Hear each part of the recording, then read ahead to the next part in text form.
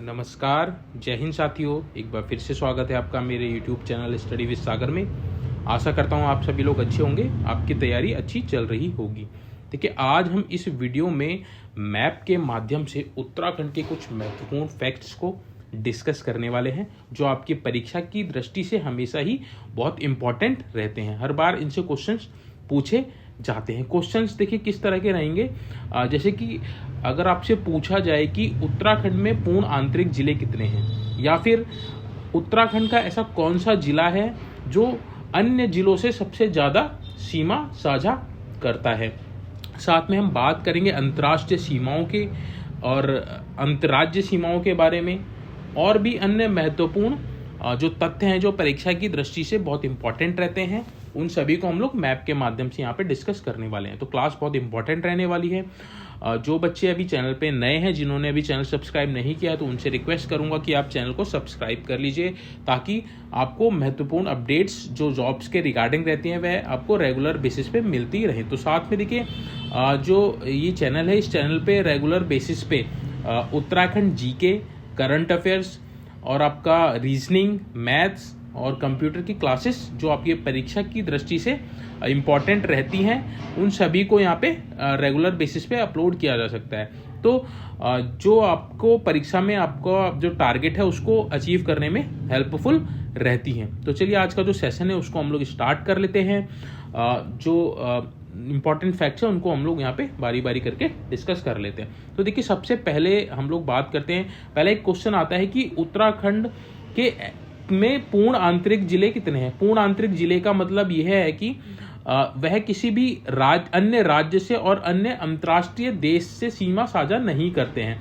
तो जो ये आपके जिले हैं, आंतरिक जिले, पूर्ण आंतरिक जिलों की अगर हम बात करें तो पूर्ण आंतरिक जिले कितने हैं आपके? 4 हैं। अगर आप नोट्स बनाना चाहते हैं तो आप साथ साथ में नोट्स भी बना सकते हैं। तो पूर्ण आंतरिक जिलों की बात करें, 4 है। मैप के माध्यम से मैं दिखा देता हूँ। देखिए, एक रुद्रप्रयाग है। ये देखिए, ना तो ये एकदम मिडिल में है, ना तो ये किसी राज्य से सीमा साझा कर रहा है, ना ही किसी अंतर्राष्ट्रीय देश से सीमा साझा कर रहा है। इसके बगल वाला टिहरी है, ये भी पूर्ण आंतरिक जिला है। उसके बाद यहाँ पे देखिए अल्मोड़ा है और बागेश्वर है।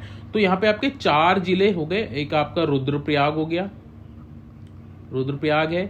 एक आपका टिहरी है, एक आपका अल्मोड़ा है, एक आपका बागेश्वर है। तो ये आपके 4 जिले हैं पूर्ण आंतरिक जिले। तो परीक्षा में पूछा जाता है कि उत्तराखंड में पूर्ण आंतरिक जिले कितने हैं, तो आपने क्या बताना है कि 4 पूर्ण आंतरिक जिले हैं। और आपसे ऑप्शन में ये भी दे सकता है कि 3 ऑप्शन इन्होंने दे दिए, रुद्रप्रयाग, टिहरी, अल्मोड़ा, और चौथा दे दिया आपका चमोली। तो इसमें से आपसे पूछ सकता है कि इन चारों में से पूर्ण आंतरिक जिला कौन सा नहीं, तो आपका जवाब क्या हो जाएगा? चमोली हो जाएगा। तो आपने ये याद रखना है।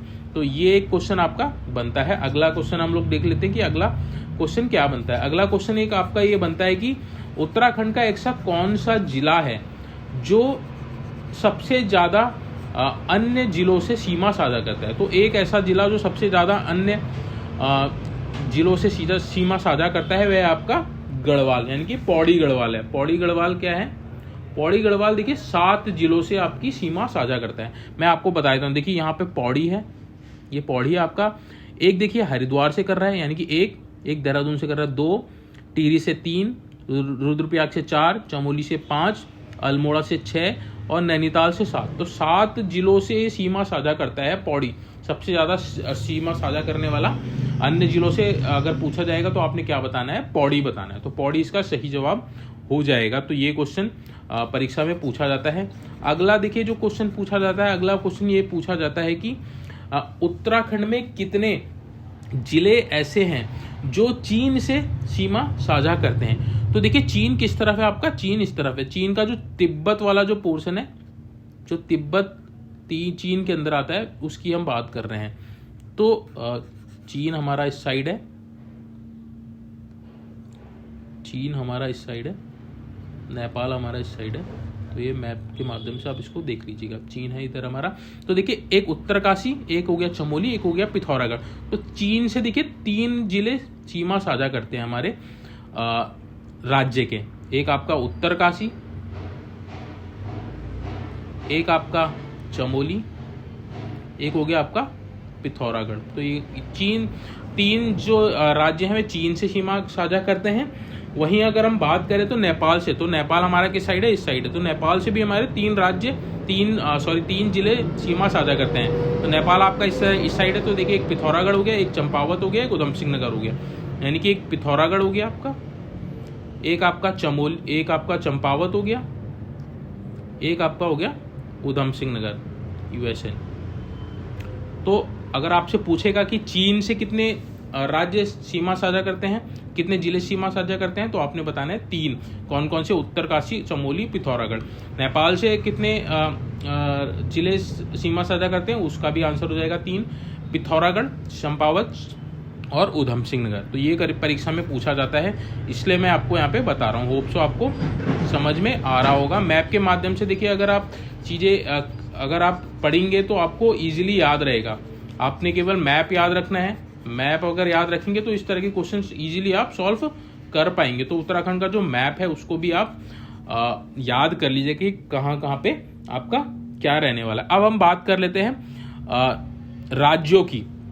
अभी तो हमने बात की कि जो हमारे देश हैं, जैसे यहाँ पे चीन था, चीन से कौन सीमा साझा कर रहा है, और यहाँ पे आपका नेपाल था, तो नेपाल से कौन सीमा साझा कर रहा है। अब हम बात कर लेते हैं राज्य की। तो कितने राज्य हैं जो उत्तराखंड से सीमा साझा करते हैं, तो वह हैं आपके 2 राज्य,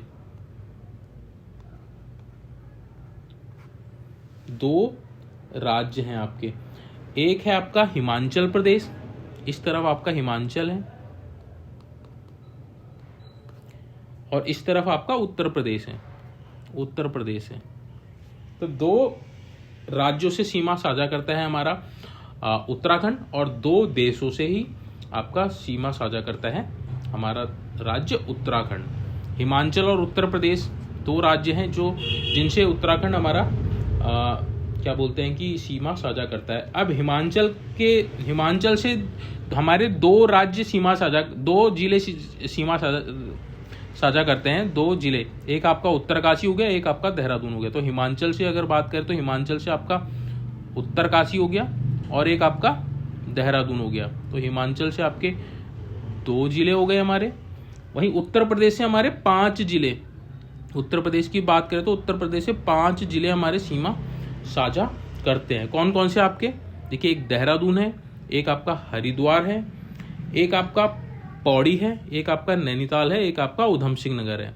तो ये वाला जो एरिया है ये पूरा आपका उत्तर प्रदेश से सीमा साझा करता है। हिमाचल से 2 हो गए, उत्तरकाशी और देहरादून, और उत्तर प्रदेश से आपके 5 हो गए, देहरादून, हरिद्वार, गढ़वाल, पौड़ी गढ़वाल, नैनीताल और उधम सिंह नगर। तो ये भी परीक्षा में पूछा जाता है, तो इसको भी आप देख लीजिएगा, इंपॉर्टेंट है। परीक्षा में बार बार ये पूछे जाते हैं, इसलिए मैं इसको आपको करवा रहा हूँ ताकि आपका ये क्वेश्चन गलत ना हो।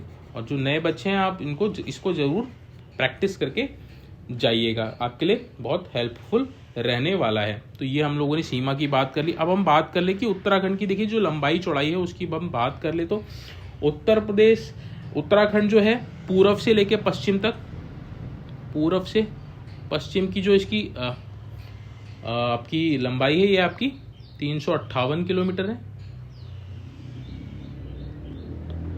ये आपकी इसकी लंबाई। और अगर हम चौड़ाई की बात करें उत्तर से लेकर दक्षिण तक, तो ये आपका कितना है, तो 320 किलोमीटर। तो लंबाई 358 किलोमीटर और चौड़ाई आपकी 320 किलोमीटर आपकी रहती है। यानी कि ये वाली ये आपकी जो चौड़ाई है ये आपकी 320 है, और ये आपकी जो लंबाई है ये आपकी कितनी है, 358 किलोमीटर है। तो ये आपने याद रखना है, परीक्षा में ये पूछा जाता है। अगला जो फैक्ट है उसको हम लोग यहाँ पे डिस्कस कर लेते हैं। आप सभी को पता होगा कि उत्तराखंड राज्य का क्षेत्रफल कितना है। तो क्षेत्रफल की अगर हम बात कर लें, हमारा जो उत्तराखंड है उसकी जो क्षेत्रफल है आपका 53,483 वर्ग किलोमीटर है। तो आपने ये याद रखना है, परीक्षा में पूछा जाता है कि उत्तराखंड का क्षेत्रफल कितना है। तो उत्तराखंड का जो क्षेत्रफल है आपका 53,483 वर्ग किलोमीटर है। तो ये आपने याद रखना है, परीक्षा में ये पूछा जाता है कि कितना उत्तराखंड का क्षेत्रफल है। चलिए आगे बढ़ते हैं, अगला हम लोग जो फैक्ट है उसको हम लोग देख लेते हैं। तो देखिए पिथौरागढ़ और तिब्बत यहाँ पे जो तिब्बत जो है, जो आपका चीन का जो पार्ट है, और पिथौरागढ़, तो इनके बीच में एक दर्रा है, लिपुलेख दर्रा। लिपुलेख दर्रा, ये आपने दर्रा याद रखना है क्योंकि परीक्षा में पूछा जाता है। तो पिथौरागढ़ और चीन के बीच, तिब्बत चीन के बीच ये लिपुलेख दर्रा है। इस दर्रे के से होते हुए मानसरोवर यात्रा होती है। मानसरोवर यात्रा लिपुलेख दर्रे के माध्यम से होती है। तो ये परीक्षा में पूछा जाता है, इसलिए मैं आपको बता रहा हूँ। पिथौरागढ़ और तिब्बत के बीच में लिपुलेख दर्रा है, उस दर्रे के माध्यम से मानसरोवर यात्रा होती है हर साल। तो ये पॉइंट आपको इसमें से याद रखना था। अब हम बात कर ले अगर कि हमारा जो उत्तराखंड है, उत्तराखंड का सबसे बड़ा और सबसे छोटा जिला की हम बात कर ले तो देखिए ये क्षेत्रफल की दृष्टि से है। तो चंपावत जो है हमारा उत्तराखंड का जो चंपावत है, यह सबसे छोटा जिला है क्षेत्रफल की दृष्टि से। कितना क्षेत्रफल है इसका? 1766 वर्ग किलोमीटर है आपका। चंपावत सबसे छोटा जिला है। अगर हम बात कर ले सबसे बड़े जिले की, तो सबसे बड़ा जिला जो है आपका चमोली है। चमोली सबसे बड़ा जिला है। इसका क्षेत्रफल कितना है? इसका क्षेत्रफल 8030 वर्ग किलोमीटर। तो अगर पूछेगा कि सबसे छोटा जिला कौन सा है तो आपने बताना है चंपावत। अगर पूछेगा सबसे बड़ा जिला कौन सा है तो आपने बताना है चमोली। तो इतने पॉइंट्स आपको इस मैप से याद रखने हैं जो परीक्षा में पूछे जाते हैं। चलिए आगे बढ़ते हैं और कुछ अन्य फैक्ट्स को भी हम लोग यहाँ पे डिस्कस कर लेते हैं। अन्य फैक्ट्स में देखिए, अगर हम बात करें उत्तराखंड के पंच केदार, तो उत्तराखंड में आपको पता है कि 5 केदार हैं जिनको उत्तराखंड के पंच केदार कहा जाता है। एक है आपका केदारनाथ, मदमहेश्वरनाथ, एक आपका तुंगनाथ, एक आपका रुद्रनाथ, एक आपका कल्पेश्वर नाथ। अब देखिए केदारनाथ की अगर हम बात करें तो केदारनाथ आपको पता होगा कहाँ है, आपका रुद्रप्रयाग में है। केदारनाथ आपका रुद्रप्रयाग में है। और इसमें देखिए भगवान शिव जी हैं, उनके पश्च यानी कि पीठ की पूजा होती है। पीठ की पूजा होती है, तो ये आपने याद रखना है। केदारनाथ में भगवान शिव के किस भाग की पूजा होती है तो आपने बताना है पीठ की पूजा होती है, यानी कि पश्च भाग की पूजा होती है। और ये केदारनाथ कहाँ है तो रुद्रप्रयाग जिले में स्थित है। अगर हम दूसरा बात करें, दूसरा पंच केदार जो है आपका मदमहेश्वर नाथ है। मदमहेश्वर नाथ कहाँ है? ये भी आपका रुद्रप्रयाग में है। तो ये भी आपका रुद्रप्रयाग में है। और यहाँ पे आपके जो शिव जी भगवान है उनके नाभि की पूजा यहाँ पे होती है मदमहेश्वर नाथ में। तो ये आपको पॉइंट याद रखना है कि नाभि की पूजा होती है मदमहेश्वर नाथ में, और मदमहेश्वर नाथ कहाँ है आपका? रुद्रप्रयाग जिले में है। जिला भी पूछ सकता है और किस भाग की पूजा होती है वो भी पूछ सकता है। नेक्स्ट आपका तुंगनाथ। तुंगनाथ की बात करें तो ये भी आपका रुद्रप्रयाग में है। तो देखिए ऊपर की जो तीनों हैं ये आपके रुद्रप्रयाग में, केदारनाथ, मदमहेश्वर नाथ, तुंगनाथ, ये आपके रुद्रप्रयाग में है। अब जो तुंगनाथ है, तुंगनाथ में भगवान शिव के भुजा की पूजा होती है। तो ये आपको याद रखना है। नेक्स्ट अगला जो है आपका रुद्रनाथ है। रुद्रनाथ आपका कहाँ है? चमोली में है। रुद्रनाथ आपका चमोली में है। यहाँ आपके भगवान शिव के मुख की पूजा होती है, यानी कि जो फेस है उसकी पूजा होती है। नेक्स्ट आपका कल्पेश्वर। कल्पेश्वर ये भी आपका चमोली में है। यहाँ पे जटाओं की पूजा, यानी कि जो भगवान शिव है उनकी जटाओं की या फिर बालों की इनकी पूजा होती है कल्पेश्वर। तो ये आपके पांच पंच केदार हैं: केदारनाथ, मदमहेश्वरनाथ, तुंगनाथ, रुद्रनाथ, कल्पेश्वरनाथ। केदारनाथ, मदमहेश्वरनाथ, तुंगनाथ ये आपका रुद्रप्रयाग जिले में है, और ये जो नीचे के दो हैं ये आपके चमोली जिले में, रुद्रनाथ और कल्पेश्वर नाथ। तो इतने पॉइंट्स आपको इस से याद रखने हैं। नेक्स्ट आगे हम बात कर लेते हैं उत्तराखंड के पंचप्रयाग। आपको पता है कि उत्तराखंड में 5 प्रयाग हैं आपका। कौन कौन से? विष्णु प्रयाग, नंद प्रयाग, कर्णप्रयाग, रुद्रप्रयाग और देवप्रयाग। अब देखिए जो विष्णु प्रयाग है, विष्णु प्रयाग आपका कहाँ है? ये आपका चमोली में है। विष्णु प्रयाग आपका चमोली में है। यहाँ पे किन किन नदियों का संगम होता है? ये आपका धौली गंगा और अलकनंदा। तो धौली गंगा और अलकनंदा का संगम होता है आपका विष्णु प्रयाग में, जो आपका चमोली में है। नेक्स्ट आपका जो सेकंड प्रयाग है वह आपका नंद प्रयाग है। नंद प्रयाग में देखिए नंदाकिनी और अलकनंदा का संबंध आपका वो होता है, मिलन होता है नंदाकिनी और अलकनंदा का। कहाँ होता है? नंद प्रयाग में। तो दूसरा प्रयाग आपका नंद प्रयाग है, यह भी आपका कहाँ है? चमोली में है। नंद प्रयाग भी आपका चमोली में है, तो ये आपने याद रखना है। नेक्स्ट देखिए, अगला है आपका कर्ण प्रयाग। कर्ण प्रयाग में किन दो नदियों का संगम होता है? पिंडर नदी का और अलकनंदा का। तो ये संगम आपने याद रखना है, परीक्षा में पूछा जाता है, मिलान में भी पूछा जाता है और डायरेक्ट भी पूछा जा सकता है। तो कर्ण प्रयाग भी आपका कहाँ है? चमोली जिले में है। तो ये आपने याद रखना है। किन दो नदियों का मिलन होता है? पिंडर और अलकनंदा। पिंडर और अलकनंदा का जो संगम होता है वो कर्ण प्रयाग में होता है।